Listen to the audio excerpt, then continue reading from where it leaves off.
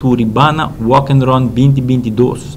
Essa aqui vai dar de 42 edição de Ecareda aqui. Maneira sempre, é todo lugar na norte. É start 6 horas de manhã for de MFA Norte. E é todo lugar dia domingo, setembro, dia 2022. Nós também temos um early bird para Ecareda aqui, que é entre Mei 31 para Juni 10. Nós também temos General Admission e preço para careta 35 florim para individual e para team é também 70 florim. Depois de dia 13 o preço cambia e também 40 florim para individual e 80 florim para team. Me quero recordar que nós também temos candidato limitado de 1000 participantes para a careta aqui. E nós também temos time limit para a careta de 2 horas. Alright, já que nós também para o walk and run, agora nós estamos ponindo requisitos aqui também para a careta.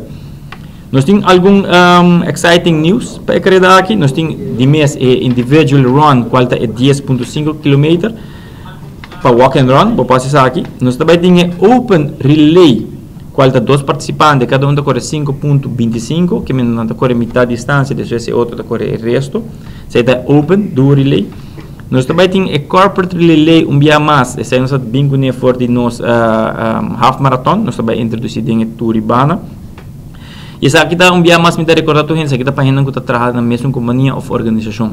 Que me quer enfatizar essa que hobby duidelijk, se bota trabalho, vou poder mostrar que bota trabalho na companhia aqui, ou na organização, vou participar de open relay, de corporate relay corda que cupo não está limitado. Que melhor essa aqui também são qualquer duo, bota correr metade 5.2, 5.25, depois o outro está correr outro 5.25. Categoria nova que nós queremos introduzir é bem aqui, é também o Running Club Duo Challenge, que essa aqui está especificamente para o time de corrimento, para não participar. Essa aqui está 2 pessoas, of female, um time de female ou um time de male.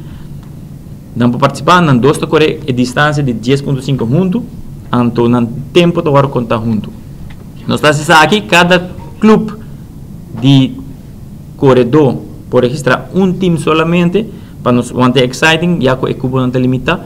Então agora também nós dando mais oportunidade em outra categoria para mais ainda por Gana. Que melhor nós está promovendo mais motivação e participação na carreira aqui. E dando mais ainda chance. Me quero enfatizar bem mais, mas nós estamos em turnos carreira não, que a registração, a pre-registration, não está querendo que bota confirmar para a carreira. Que men orbo hasi bo pago, bota confirmar a carreira. E pre-registration tá ajuda nós e hasi é processo mais fácil, caminho que em vez de bo binki não, bo tenho ir no formulário, bo você ser online, bo tenho o formulário, eu não me sei para nem rei.